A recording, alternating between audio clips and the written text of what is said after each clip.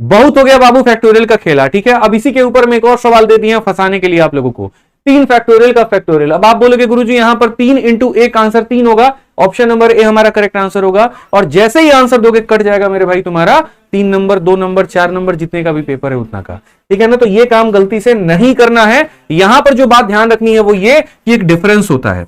अगर मैं यहां 3 फैक्टोरियल का फैक्टोरियल लिखूं, इसका मतलब 3 और उसमें से 2 कम कर देंगे तो 1, जिसका उत्तर होगा 3।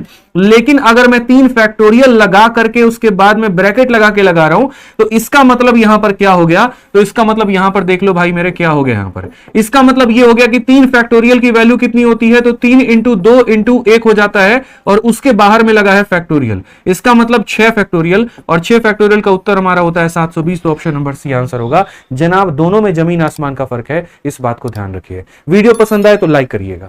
अभी जो रेलवे एनटीपीसी ग्रेजुएट लेवल का पेपर हुआ है उसमें ये सेम सवाल 10 से 12 बार आया है। करने का बढ़िया तरीका क्या है, पहले सवाल समझो। यदि किसी बिस्तर का विक्रय मूल्य प्रारंभिक मूल्य का दुगुना है तो लाभ प्रारंभिक लाभ का 7 गुना होगा। प्रारंभिक लाभ प्रतिशत ज्ञात कीजिए। यानी कि सेलिंग प्राइस को अगर दुगुना कर दिया जाए तो प्रॉफिट भी अपनी प्रारंभिक वैल्यू का 7 गुना हो जाएगा। प्रॉफिट क्या है इनिशियली, लॉजिक यह है कि जितना सेलिंग प्राइस बढ़ाओगे प्रॉफिट भी उतना ही बढ़ेगा। अगर मैंने सेलिंग प्राइस को दुगुना कर दिया है ना, 1 रुपए से 2 रुपए कर दिया, दुगुना कर दिया, तो सेलिंग प्राइस बढ़ा कितना, एसपी। प्रॉफिट मेरे दोस्तों 7 गुना हो गया, 7 गुना। पहले पी रुपए का प्रॉफिट था, अब 7 पी हो गया, तो प्रॉफिट बढ़ा कितना मेरे प्यारे में, 6 पी, 6 गुना बढ़ा। तो बराबर होना चाहिए मेरे भाई। यानी कि यहां से सेलिंग प्राइस और वस्तु के प्रॉफिट का रेशियो आ गया 6/1। अब आप खुद सोचो, हमने एक सामान को 6 रुपए में बेचा और मुझे 1 रुपए का फायदा हुआ, 1 रुपए का प्रॉफिट हुआ, तो सामान का कॉस्ट प्राइस क्या होगा। इस पेन को मैं 6 में बेचता हूं, 1 रुपए का फायदा हो, तो खरीदा कितने का होगा, 6 में से घटाइए, 5 रुपए में खरीदा होगा, सीपी होगा 5, तो प्रॉफिट सीपी पर निकलता है। तो यानी कि प्रॉफिट है 1/5, 20% आपका शुरुआती प्रॉफिट है।